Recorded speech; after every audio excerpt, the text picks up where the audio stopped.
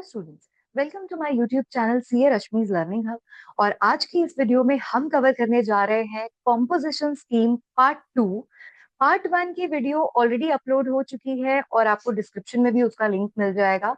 Composition scheme क्या होती है, किसके लिए एप्लीकेबल है, उनको कौन कौन से कंप्लायंसेस फॉलो करने पड़ते हैं, कौन से कंप्लायंसेस से वो लोग एग्जेम्प्ट है, किसके लिए वो स्कीम एप्लीकेबल है, कौन ऑप्ट कर सकता है, थ्रेशोल्ड लिमिट क्या है, एडवांटेजेस क्या है कॉम्पोजिशन स्कीम के, लिमिटेशंस क्या है, कैसे उनको रिटर्न फाइल करनी पड़ती है, क्वार्टरली रिटर्न, हमने ये सब कुछ पार्ट 1 में ऑलरेडी कवर किया है। और आज की वीडियो में हम कवर करने जा रहे हैं बहुत ही इंपॉर्टेंट एक एग्जाम को क्वेश्चन, जो कि एग्जाम पॉइंट ऑफ व्यू पहले भी एग्जाम में आ चुका है और एग्जाम पॉइंट ऑफ व्यू से बहुत इंपॉर्टेंट है। 10 मार्क्स का क्वेश्चन ये आ सकता है आपके एग्जाम में। तो चलिए इस क्वेश्चन के साथ देखते हैं कॉम्पोजिशन स्कीम कैसे हम इस क्वेश्चन को सॉल्व करेंगे। तो चलिए स्टार्ट करते हैं क्वेश्चन। देखो क्या लिखा है क्वेश्चन में। K limited is a manufacturing concern in Maharashtra. Okay, इसका बिजनेस रजिस्टर्ड है कहाँ पे? महाराष्ट्र में। It wants to opt for a composition scheme. Wants to opt for मतलब ये चाह रहा है कि इसे कॉम्पोजिशन स्कीम का ऑप्शन मिल जाए। लेकिन हम जानते हैं कि कॉम्पोजिशन स्कीम का ऑप्शन तभी मिलेगा अगर इसका एग्रीगेट टर्नओवर 1.5 करोड़ को क्रॉस नहीं करेगा। क्यों 1.5 crore and why not 75 lakhs? Because his business is registered in Maharashtra. Maharashtra में रजिस्टर्ड है तो टर्नओवर लिमिट क्या है? 1.5 crore. Okay, it furnishes you with the following information for the preceding financial year 23-24। तो 23-24 के लिए क्या इंफॉर्मेशन इसने आपको दी है, चलिए देखते हैं। एंड हमसे बोल रहा है kindly advise. Okay, are they eligible to opt for composition scheme in the financial year 24-25? हमसे एक तो भाई इस बात की एडवाइस मांग रहा है कि क्या वो एलिजिबल है कॉम्पोजिशन स्कीम ऑप्ट करने के लिए। Fine, if yes then calculate their composition tax liability. और साथ में बोल रहा है कि अगर वो कॉम्पोजिशन स्कीम के लिए एलिजिबल है, मतलब उसे कॉम्पोजिशन स्कीम मिल जाएगी, तो फिर कितना टैक्स उसे पे करना पड़ेगा वो भी आप फाइंड आउट करके बताओ। तो ठीक है, स्टार्ट करते हैं। The breakup of the supplies is as under. तो what is the breakup? Intra state supply, आपको पता है इंटर स्टेट सप्लाई अगर कोई कर रहा है तो वो वैसे भी कॉम्पोजिशन स्कीम के लिए एलिजिबल नहीं होगा, तो इंट्रा स्टेट सप्लाई ही होगी हमें given. Intra state supply of taxable goods to mister Kalpesh. उस वो जो आइटम है वो 5% टैक्स रेट वाली आइटम है।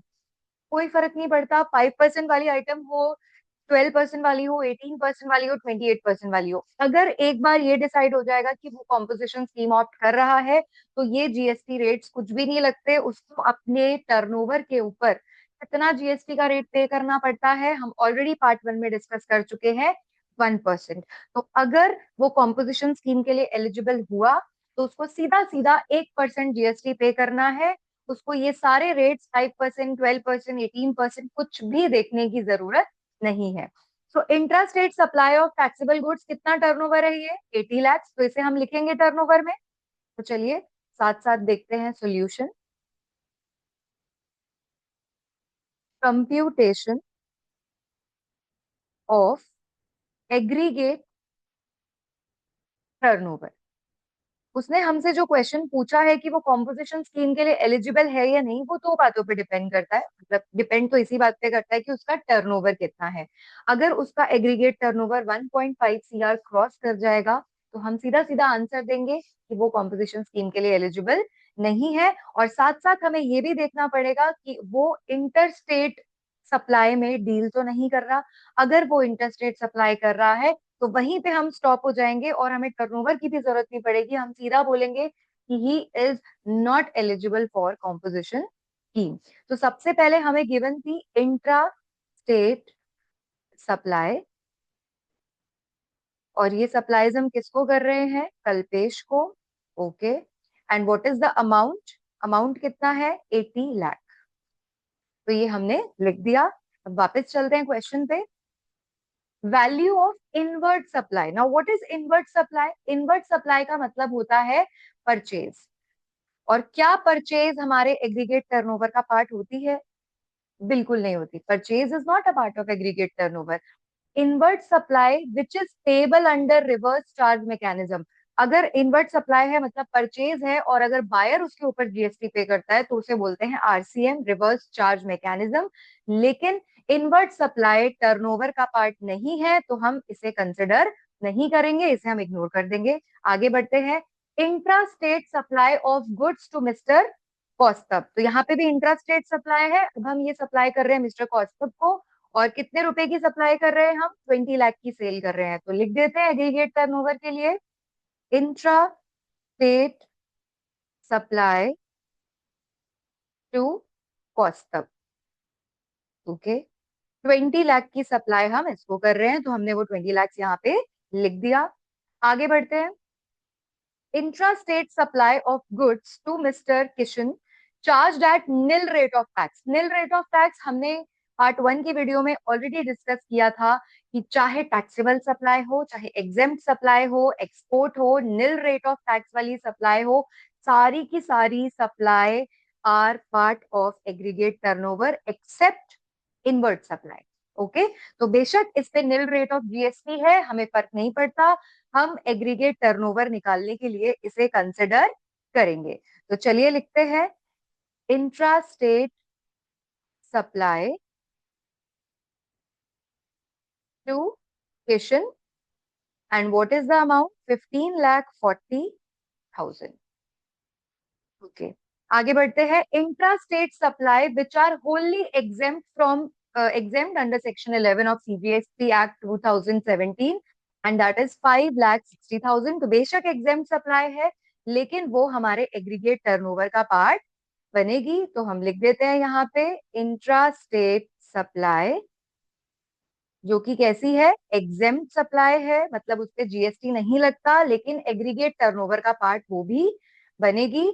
और अगर हम इनका, बस इतना ही था, ये देखो यहाँ पे all the amounts are exclusive of GST, मतलब ये जो भी सप्लाई की फिगर्स है इनमें जीएसटी ऑलरेडी इंक्लूड नहीं है।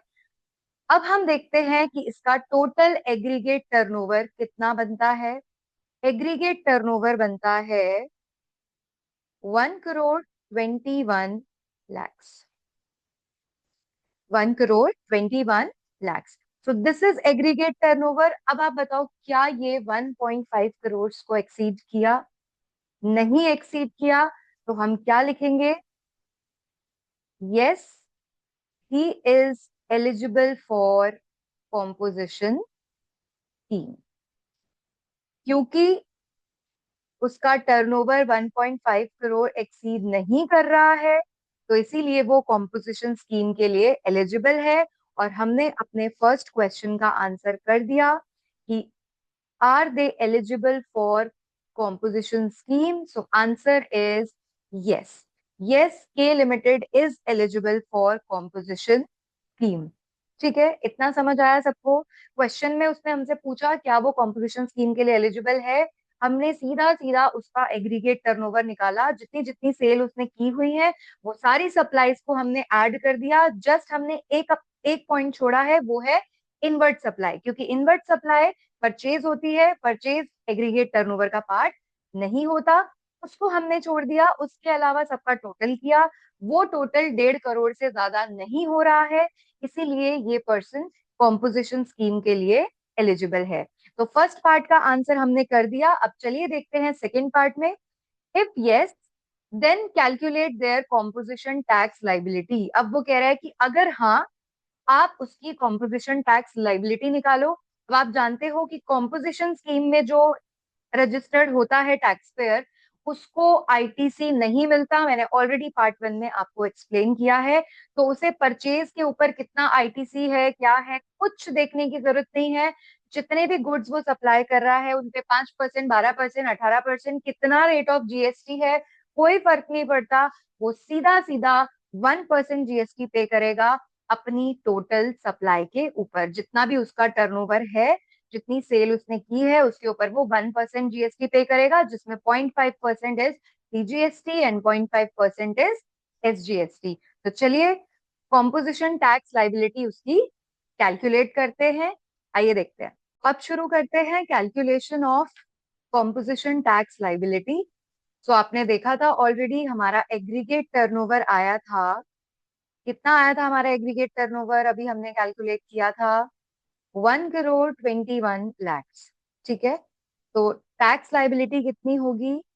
Composition tax liability, composition tax liability कितनी होने वाली है? सिंपल, सीजीएसटी 0.5%, आधा % सीजीएसटी, आधा% SGST, total GST will be 1%, 0.5% SGST. तो ये परसेंटेज 0.5% 1 करोड़ 21 लाख का कैलकुलेट करेंगे तो आ जाएगा 60,500। ऐसे यहाँ पे 60,500, 0.5% इंटू 1 लाख, 1 करोड़ 21 लाख, तो 1 करोड़ 21 लाख का 0.5% जब आप कैलकुलेट करोगे तो 60,500 आ जाएगा। सीजीएसटी भी और एसजीएसटी भी टोटल कर देना इनका, तो 1,21,000, this is the GST amount. और ये जीएसटी अमाउंट कॉम्पोजिशन डीलर जो है वो गवर्नमेंट को पे कर देगा। किसी तरह का कोई आईटीसी उसे मिलने वाला नहीं है। एग्जाम पॉइंट ऑफ व्यू से बहुत ही इंपॉर्टेंट क्वेश्चन। आई होप आपको ये समझ में आया पूरा कॉम्पोजिशन स्कीम का कॉन्सेप्ट, किसके ऊपर एप्लीकेबल है, कौन अप्लाई कर सकता है, कौन नहीं कर सकता है, क्या क्या कंप्लाइंसेस फॉलो करने पड़ते हैं, रिटर्न्स कैसे फाइल करनी पड़ती है, क्वार्टरली रिटर्न जाती है और एक एनुअल रिटर्न जाती है। टोटल बस इनकी 5 रिटर्न जाती हैं, 4 रिटर्न वैसे जो क्वार्टरली जाएंगी और एक एनुअल रिटर्न जाती है जीएसटीआर 4। ठीक है, क्वेश्चन भी हमने देख लिया, तो इसी के साथ कॉम्पोजिशन स्कीम का टॉपिक होता है कंप्लीट।